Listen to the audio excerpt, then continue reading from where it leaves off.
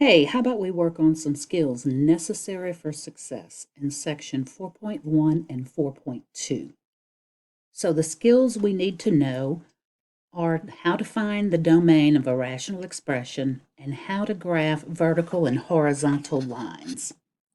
So again, this is necessary for success in section 4.1 and 4.2 in college algebra. So one thing we've got to keep in mind is you can't ever have division by zero. That means you cannot have a zero in the denominator. So when we work with these rational expressions, the word rational just means we have something in a fraction form. And when we have something in a fraction form, we have to make sure that we exclude any value for x in the denominator that would give us division by zero. So let's review.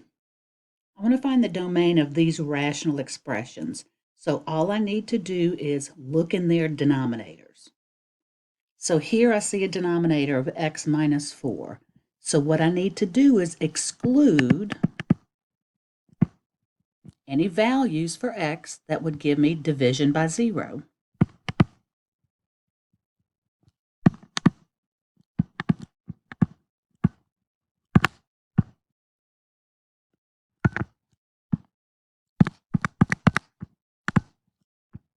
So let's take a look at those denominators.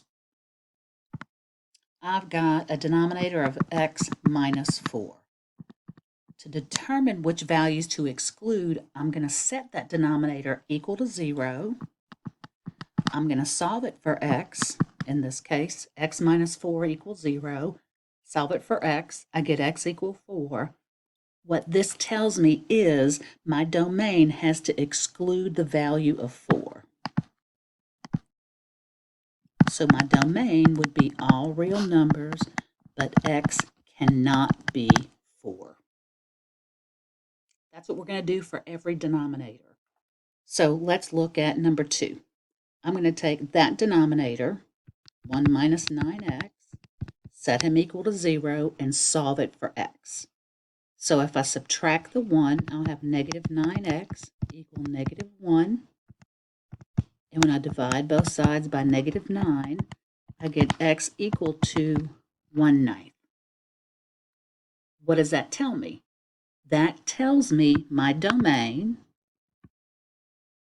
is going to be all real numbers, excluding x can't be equal to 1/9. So that x not equal to 1/9 excludes the 1/9 from the domain. And why do we exclude it again? Because if I plugged in 1/9 into that denominator, I get 1 minus 1, which is 0, and we can't have that. So let's take a look at these other two. Let's take that denominator, x squared minus 4. Let's set them equal to 0 and find out which values we need to exclude. It's a quadratic, a simple kind where we can just take the 4 on the other side and square root both sides. Don't forget that when you square root both sides, you've got to put in that plus or minus, because here we will actually be excluding both the positive and the negative 4. Those are my excluded values, so my domain would be all real numbers, but x cannot be positive and negative 4. Let's check out this next one. Let's set that denominator, x minus 5 times x plus 2 equals 0. Now, this one's factored, and remember when we have something in factored form and it's set equals 0, all we need to do is to set those two factors, set them each to 0, and I'm going to get two answers.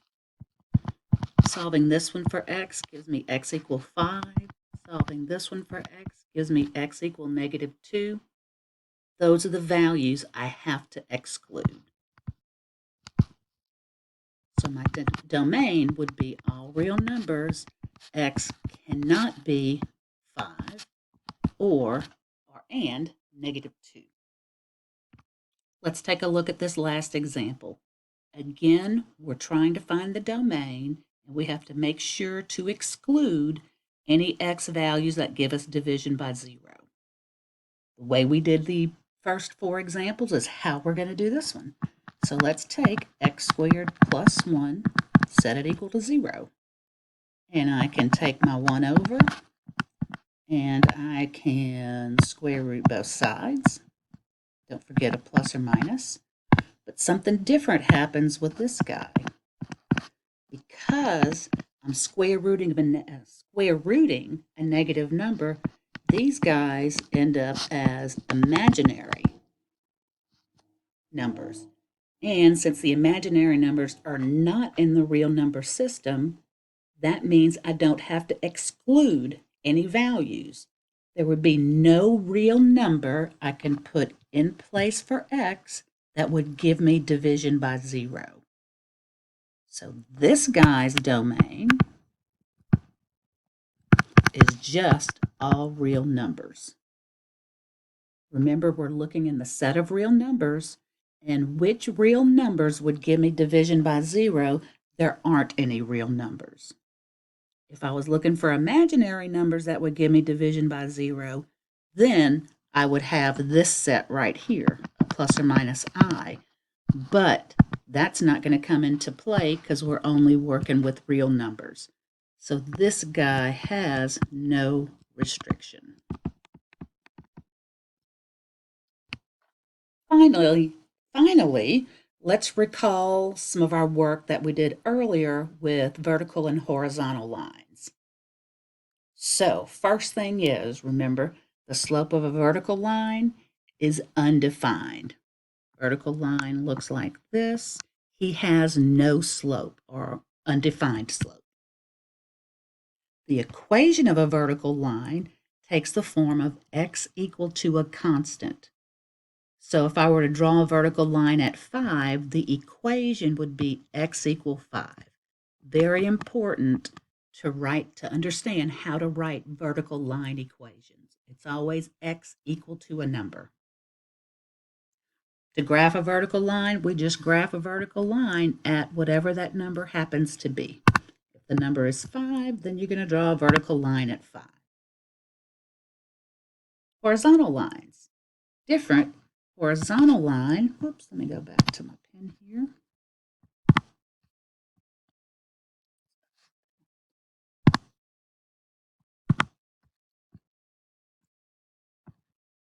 All right, something happened here. Let me stop and figure that out. Okay, figured that out. Horizontal line looks like that. It has a slope of 0. Now, a slope of 0 is different than a vertical line that has undefined slope. Slope of 0 for a horizontal line, as we move left to right, we're not rising, we're not falling, we're staying horizontal, so the slope is 0. Its equation takes the form of y equal to a constant.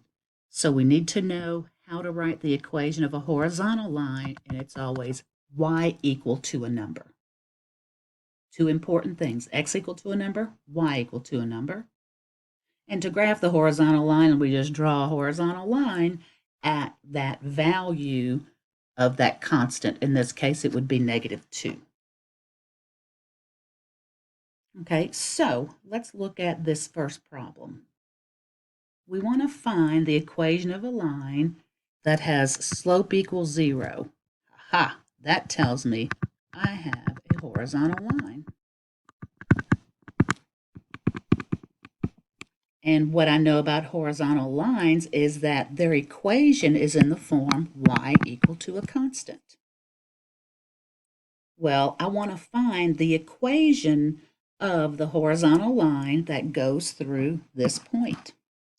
All I need to do is pick up that y coordinate, which in this case is 3/4, set my equation up as y equal 3/4, y equal to the y coordinate. If this were a vertical line, I would have set x equal to the x coordinate, like this one. I want to find the equation of the line passing through the points 7, -2, and 7, 8. You take a look at these two ordered pairs. Notice the x values are the exact same. That tells me I'm dealing with a vertical line. A vertical line has undefined slope. But actually, that's not even a part of this problem because all they're asking me to do is to find the equation. And when I recognize that my x values are the exact same, that tells me I have a vertical line. And a vertical line's form is x equal to a constant. So in this case, the equation would be x equal to 7. Now, when you go to plot these, I'm going to plot the point 7, -2, and the point 7, 8. Let's see, I'm going to go over 7 and down 2. And I'm going to go over 7 and up 8. You know what that does? That forms a vertical line when I connect my dots. So even if I didn't recognize that those x values were the same and it was a vertical line, when I plot those 2 points, I would see it's a vertical line. And vertical lines are always x equal to a constant. Number 1, it says to graph it. Well, we've got y equal 3/4. And we knew that that was a horizontal line. So we're going to draw a horizontal line at the value of 3/4. Horizontal line somewhere between 0 and 1. I'll call that 3/4. So I'll draw a horizontal line best as I can through that 3/4. Y equal to a constant is a horizontal line. Now let's look at the last one. Find the equation of the line that passes through these next 2 points.